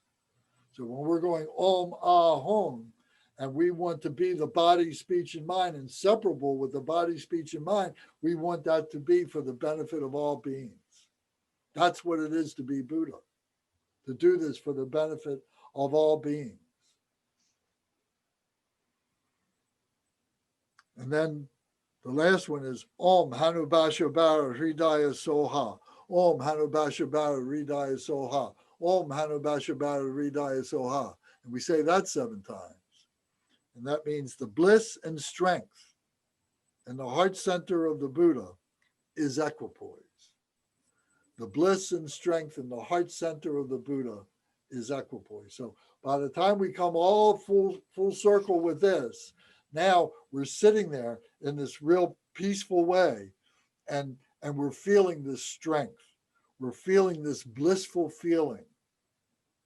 And we're feeling this is the equipoise. We're feeling this balance, this peace of mind, this peace of body, this peace of speech, that we, for a moment, are the Buddha. And then we recite Om Ahom. And this time it should have even more meaning to us, that each beat is Om Ahom. And now we are becoming more and more stable, that our body, speech, and mind is the body, speech, and mind of all the enlightened ones, of all the Buddhas. Om Ahom, Om Ahom, Om Ahom, Om Ahom, Om Ahom, Om Ahom, Om Ahom, Om Ahom, and so on. And then after that, then we come to page 36. And we say at the end of the session, we say, the objects of refuge dissolve into the main figure, and he dissolves into your crown. And you visualize all these. Beg pardon? What's the main figure? Vajradhara. Vajradhara, the center of the wish-fulfilling tree, the essence, the unborn of Dharmakaya. So the objects of refuge dissolve into the main figure. So the objects of refuge, who are the objects of refuge? Our refuge, the object of all these enlightened beings, all these that we've been visualizing on the tree and so on. They all dissolve into Vajradhara, and then the Vajradhara dissolves into your crown, comes in through your crown and comes right down the center channel into your heart center. And you meditate. It says, then dedicate after the objects dissolve from the edge and dissolve into your crown. So you're bringing all this Buddha field, all comes now into Vajradhara. Vajradhara comes into light and comes into you. So you can visualize a blue light, you can visualize a white light, red light, whatever light you want. A clear light is the perfect light. To visualize this clear light coming down through you. And you sit there, for however long, a minute, 5 minutes, 3 minutes, 20 minutes, whatever suits you that's the dissolution. And then at the end, then we do our dedications on page 37. So these should be familiar to you. We've done these many, many, many, many times. So this is the refuge practice. This is the medium one. There's one that is a little bit more elaborate than this, and then there's one that's a little simpler than this. So I know I've gone long here, but if anybody have any questions or comments?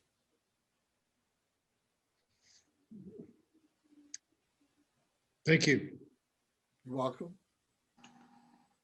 I know we'll probably get to it, but I've been stumbling across this concept of the interface of appearance and emptiness, and how form and emptiness sort of share a space. So I think we'll get to that again. We're going to be talking about that with the book Learning Buddhism.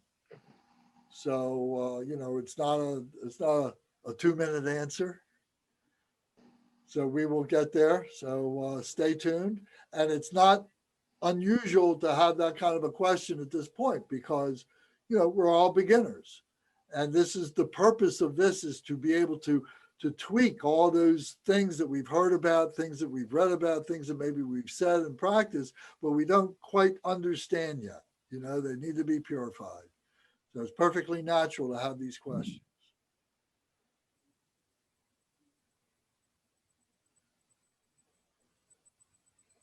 Now, Lance, if done from beginning to end, this one practice probably take at least 2.5, 3 hours, correct?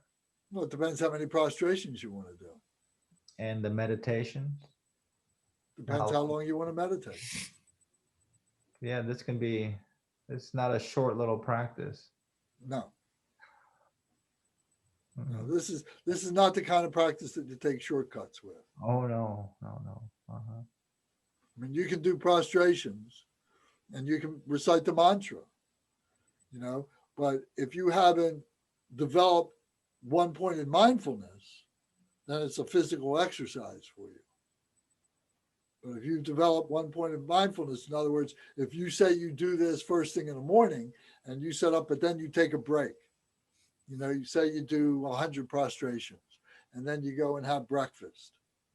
But you don't break your samadhi. You don't break your one-pointed mindfulness. And then you come back and have a second session and you go right back into the prostrations. That's fine. But if you go outside and you get in your car and you go to the store and you go run some errands and do stuff like that and come back, that's breaking it.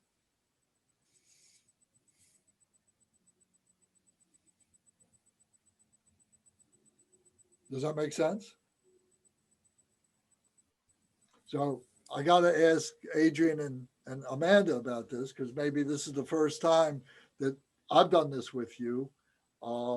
What do you think of this? Amanda, what do you think of this? Well, I think it's wonderful. I think it'll be a good practice. Have you done it before yourself? Not this whole thing. I have done prostrations with the refuge prayer, but not with the whole sadhana practice together. So I can see where it'll be very meaningful this way. Adrian, how about you? I think you've been doing a variation of this at the least, right? Yeah, I've done some elements of this, but not the whole thing. I'm just trying to stay awake now. But yeah, like Thomas said, I think it's going to take some dedication to do this practice. But I can see the benefit of it. Okay. Bhavani and Shankar, how are you doing? What do you think of this?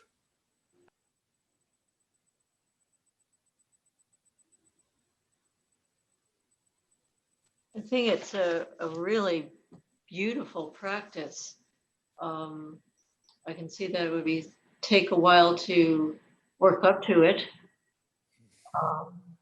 but well worth it. You know, maybe at this point, doing bits and pieces of it.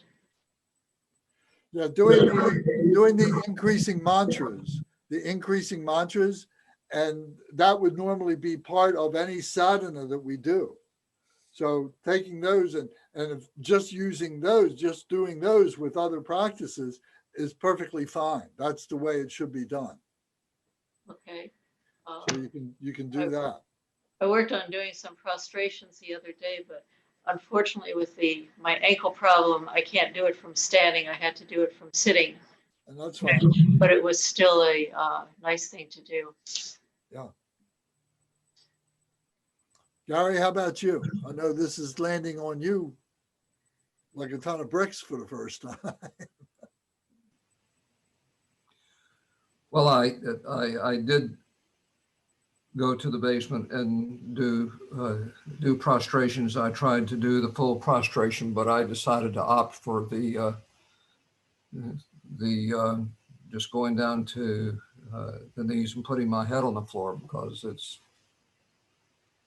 I'm having this issue with my side. I don't know what it is, but getting down flat, I was having trouble getting up, and I decided that was not the appropriate way to do it. Yeah, but don't hurt yourself. You don't want to do that.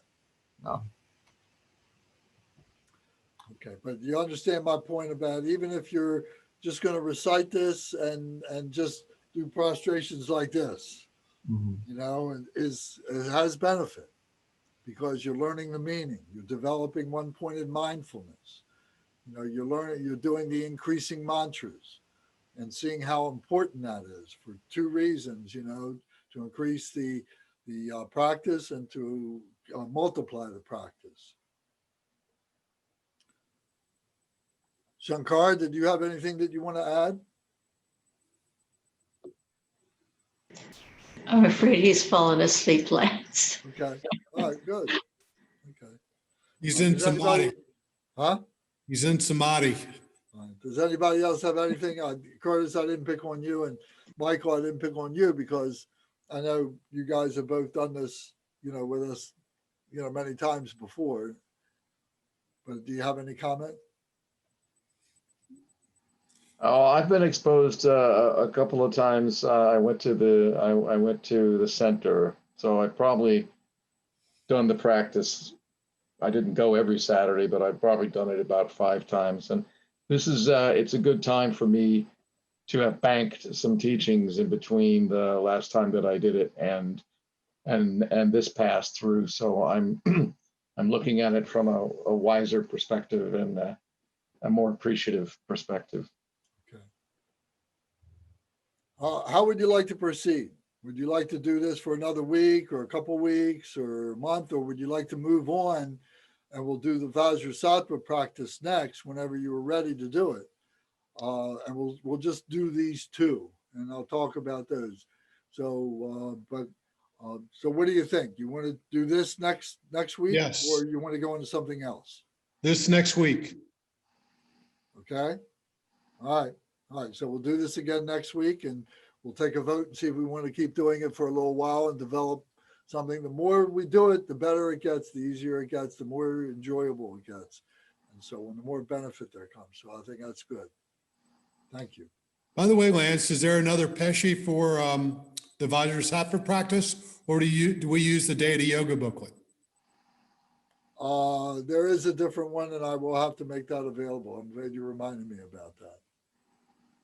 Yeah. So I have a tendency to say something here and then I forget. It takes me a few days to remember.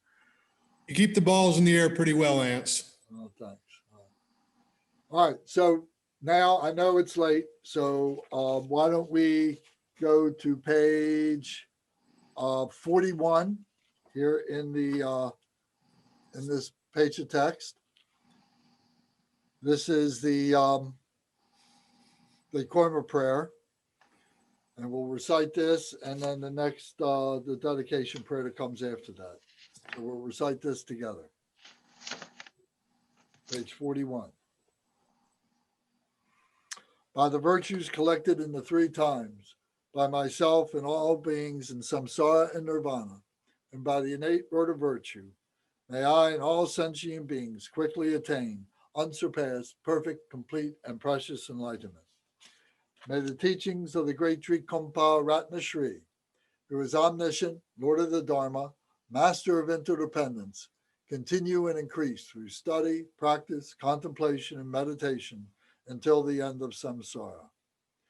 Glorious, holy, venerable, precious, kind root and lineage lamas, divine assembly of yidams and assemblies of Buddhas, Bodhisattvas, Yogins, Yoginis, and Dakinis, dwelling in the 10 directions, please hear my prayer.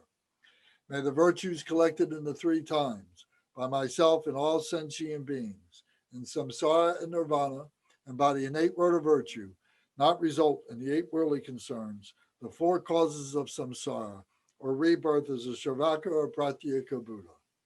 May all mother sentient beings, especially those enemies who hate me and mine, obstructors who harm, misleading Maras, and the hordes of demons, experience happiness, be separated from suffering, and swiftly attain unsurpassed, perfect, complete, and precious Buddhahood. By the power of this vast root of virtue, may I benefit all beings with my body, speech, and mind. May the afflictions of desire, hatred, ignorance, arrogance, and jealousy not arise in my mind. May attachment to fame, reputation, wealth, honor, and concern for this life not arise for even a moment. May my mind stream be moistened by loving kindness, compassion, and bodhicitta. And through that, may I become a spiritual master with good qualities equal to the infinity of space. May I gain the supreme attainment of Mahamudra in this very life. May the torment of suffering not arise even at the time of my death. May I not die with negative thoughts. May I not die confused by wrong view. May I not experience an untimely death. May I die joyfully and happily in the great luminosity of the mind as such and the pervading clarity of Dharmata. May I, in any case, gain the supreme attainment of Mahamudra at the time of death or in the bardo. Om, Ah, Hum. Om, Ah, Hum. Om, Ah, Hum. May my body, speech, and mind become inseparable with the body, speech, and mind of all the enlightened ones. Thank you all very much.